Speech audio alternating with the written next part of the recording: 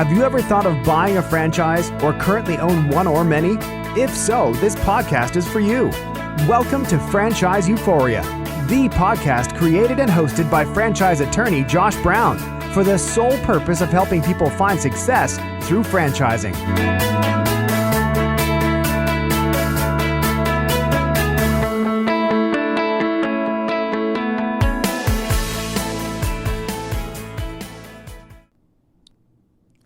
Hello, and welcome to another episode of Franchise Euphoria, the podcast to help people find success in franchising. This is Josh Brown, and I would just like to say Happy New Year to everybody. This is the first podcast I'm doing in 2014, and I could not be more excited for what this year has to offer. I'm going to try something a little bit different. I'm going to experiment with doing more than just one podcast each week. I love the medium so much, and I found such great value in doing it that in addition to doing one weekly interview, I've sort of decided I'm going to also do 2 or 3 additional recordings each week where it's just me. So you're stuck with me for a few minutes, but they're going to be a lot shorter than the interviews. But we're just going to be discussing things that pertain to you and your struggles in whether or not to get into franchising or in whether or not to expand through franchising. And just kind of want to see if this is beneficial to you. So obviously, if you enjoy this, I would love to hear from you. And you can email me at josh@franchiseeuphoria.com. And I'd love to get your thoughts on whether or not you like this or enjoy this segment as much as doing the weekly interviews. Well, one of the things that people often ask is, am I making a mistake in buying this franchise? And really, when you get into business, there's really no way to avoid mistakes. But some mistakes are more costly than others. So I wanted to go over what I consider to be the 4 costly mistakes franchisors make that can easily be avoided. Because after all, if you can avoid making the mistake that others have made, you might as well do so, and it will save you a lot of time, money, and headaches. Well, if you've been searching for a perfect franchise opportunity and think that you have found it, make sure to avoid the costly mistakes that franchise buyers often make. I've sort of come up with 4 that really can be easily avoided and save you time and money. The first one is an incomplete background check. I see this all the time. Most franchise buyers do not take enough time to look into the history of a franchise before they buy it. Skimming the franchise documents and talking to the corporate owners is simply insufficient. This is the equivalent of buying a house after speaking to the seller and the seller's agent, but failing to complete a home inspection. It is just vital that you visit with other franchisee owner-operators in and around the geographic location in which your franchise will be located. If there are none, speak to other owner-operators regardless of geographic location. It's perfectly fine to call somebody up in Ohio if you're in Indiana and they're operating the same franchise. Obviously, it's better if you can find somebody closer to you, but you simply need to talk to people before you buy the franchise. Perhaps the single most important part of a background check is talking to current and prior owners of the franchise. Don't let blind faith and the excitement of the opportunity short-circuit your due diligence. The second mistake to be avoided is a poor understanding of the business model. I'm simply amazed at the number of franchise buyers that fail to understand the business model that serves as a foundation for their business. And no, having a clear understanding of the service or product you provide is not the same as understanding the business model that operates the business. To have a complete understanding of your business model, you must have an exacting knowledge of cost structure, expenses, revenues, profits, inventory, staffing, and overhead. You must have a basic understanding of how to read and interpret balance sheets and profit and loss statements. Understanding these key financial metrics is essential to understanding your business model and will dramatically improve your likelihood of success. Number 3 is lack of professional assistance. Reading about a franchise opportunity on the internet, speaking with the franchisor, or attending a discovery day is simply not the professional assistance that I'm speaking of. Buying a franchise business the right way requires that you seek accounting, insurance, banking, and legal advice.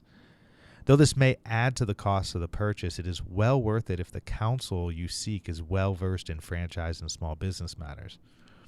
And please stop going to your cousin's uncle's brother-in-law that is a family law attorney for franchise and small business advice. You simply would not go to a pediatrician for knee surgery, so why would you go to an attorney that does not practice in the area in which you need expertise? You cannot be penny wise and dollar foolish, because in the end you will end up spending more on each or going bankrupt. And there's so many people who I talk to who have had a bad experience with an attorney, and I sympathize with that. But I sort of equate it to, if you have a bad experience with a doctor, you don't stop going to see doctors. You just find a better doctor that's better to suit your needs.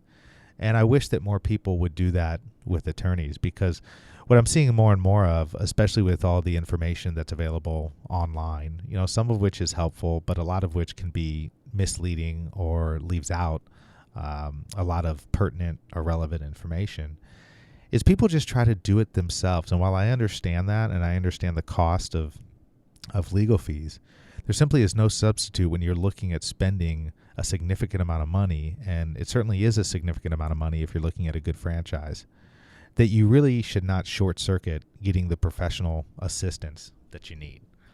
Number 4, and the final costly mistake that can be avoided, is being undercapitalized. This is really a huge problem for franchise buyers. From an expense perspective, think of buying a franchise like going on vacation. It is going to cost you 2 to 3, oftentimes more than you think, than you originally thought. Trust me, it just will. I mean, if you don't have sufficient cash on hand, or the ability to raise capital through friends or family or a line of credit, or some other loan source that's sufficient to get your business through downturns, you simply will not make it. You need to make sure you speak with a trusted advisor experienced in small business money matters so you get off to the right start. Because the reality is the honeymoon period ends quickly. Make sure you are ready for the financial realities of the small business world. So right there, those are 4 costly mistakes that can easily be avoided. Incomplete background check. There's simply no excuse for that. You need to take the time to look into the franchise that you're going to invest in. A poor understanding of business model. While this is not the exciting part of a business, the truth of the matter is this is the necessity of being a business owner. If you don't have an understanding of the business model, you cannot be successful as a business owner. Number 3, the lack of professional assistance. You need to assemble your own professional team that you work well with to help you along the way. And number 4, please make sure that you have enough money or enough availability to get capital before you go in and buy your franchise. There will be a ramp-up period. And even if you're told otherwise, it's always best to account for a ramp-up period just in case you need it. So hopefully this was helpful to you. Like I said, I'm looking to do something like this 2-3 times a week, just kind of chime in myself, have short tips, Franchise Euphoria tips like this for you. And hopefully you find great benefit in it. And just a little prelude to next week's episode, which I'm really, really excited for. I'm going to have Dan Miller from 48 Days on the show. And he's going to touch upon how you go about determining what kind of business you want to be in. Are you the type of person that's going to be a business owner? He's an incredible business coach and has written 2 New York Times best-selling books. And I'm just thrilled to have a discussion with him. So definitely tune in next week. And until then, I wish you nothing but happy franchising.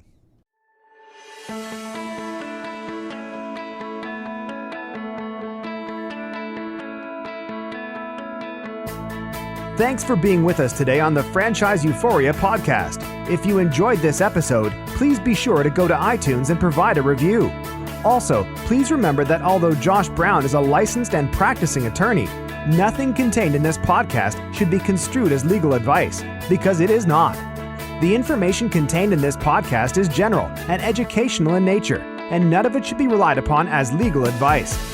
That being said, if you have questions for Josh and would like to contact him, please email him at josh@franchiseeuphoria.com. Thank you so much for listening, and we hope you tune in to our next weekly episode.